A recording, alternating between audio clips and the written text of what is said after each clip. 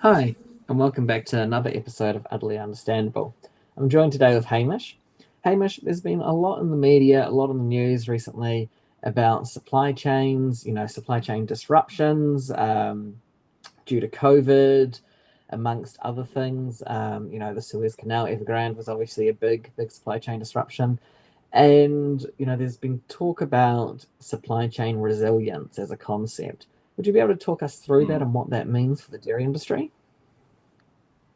Yeah, sure, Robbie. So, look, we've all seen empty supermarket shelves, waited way longer than usual for online delivery, or read about port and shipping problems.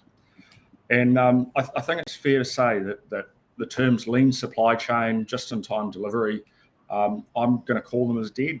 I don't think they're going to be popular strategies or concepts to follow. Now it's all about digital twins, supply chain resilience, having contingency and safety stock policies in place in order to be able to deal with disruptions to your supply chains. Just if we think about safety stock policy, historically that was based on demand volatility and target service levels.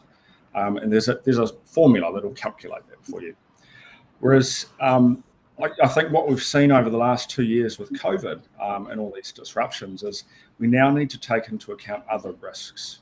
So volatility of supply, shipping volatility, and just disruptions in general, even to the point of your essential worker staff being able to actually put product on the shelf.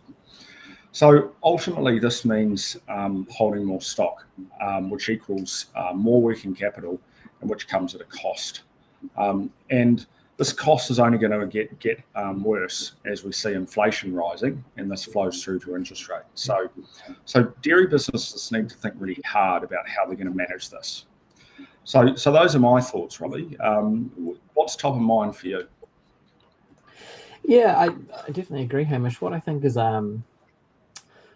quite interesting is, we obviously talk to a lot of people in market about how they're handling the, current supply chain situations.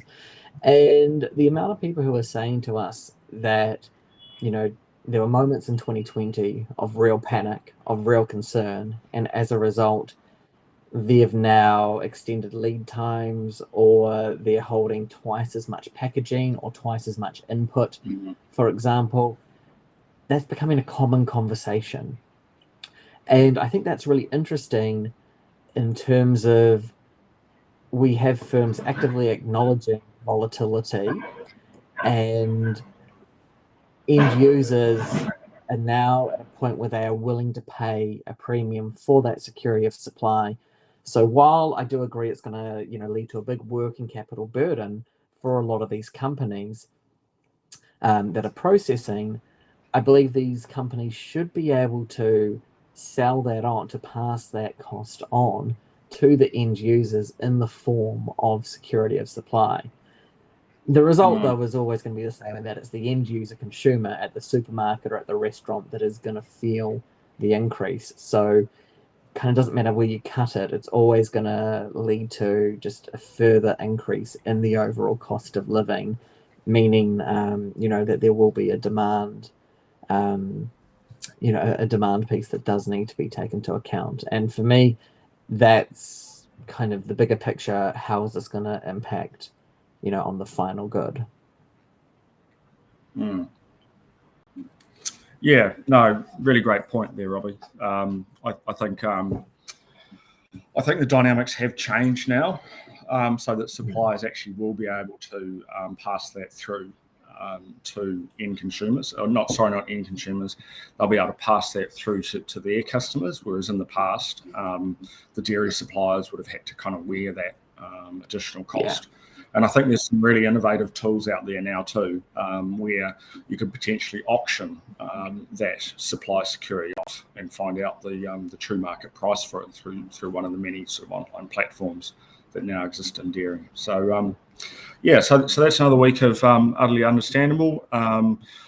Look back next week for the next episode. Thanks, Robbie. Thanks everyone for listening.